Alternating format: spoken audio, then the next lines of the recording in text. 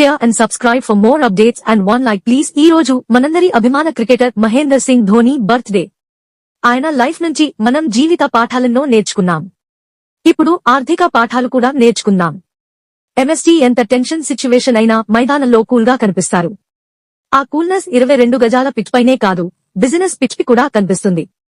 వికెట్ల వెనుక ఎంత చురుగ్గా ఉంటారో, పెట్టుబడుల్లోనూ ఆయన అంతకన్నా షార్ప్ గా ఉంటారు.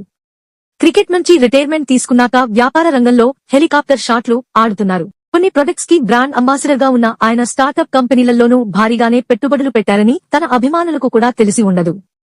మరి ఆయన వేటిల్లో ఇన్వెస్ట్ చేశారో ఇప్పుడు తెలుసుకుందాం. క్రికెట్ లో ధోని నిర్ణయాల వల్లకి ధోని రివ్యూ సిస్టమ్ అనే పేరొచ్చింది.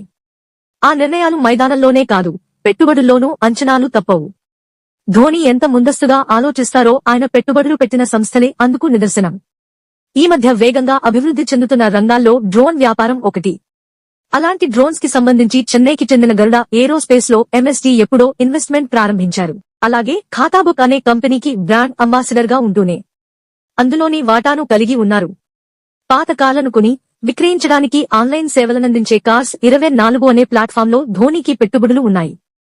ఎకో ఫ్రెండ్లీ ట్రాన్స్పోర్ట్ సొల్యూషన్స్ ను ప్రోత్సహించే electric cycle startup company EMotorad, electric vehicle ఆధారిత కంపెనీ అయిన BluSmart mobility, interior design company HomeLane, ఆహార సంస్థ అయిన శాకాహారి, సోషల్ కంటెంట్ మానిటైజేషన్ ప్లాట్ఫామ్ రిగిలలో ఆయన ఇన్వెస్ట్ చేశారు. ధోని 200కి పైగా జిమ్లకు ఓనర్ గా ఉన్నారు. Sports fit world PVT LTD అనే కంపెనీ ద్వారా కెప్టెన్ కూల్ జిమ్ వ్యాపారంలోకి ఎంట్రీ ఇచ్చారు.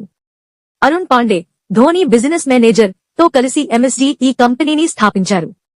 స్పోర్ట్స్ ఫిట్ బ్రాండ్ పేరుతో భారతదేశంలోనే కాకుండా Australia, middle east, Singapore, UK వంటి ఇతర దేశాల్లో కూడా 200కి పైగా ఫిట్నెస్ సెంటర్లు ఉన్నాయి.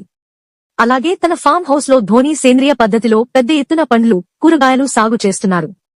వాటిని దుబాయ్లోని ఓ సంస్థకు విక్రయిస్తున్నారట.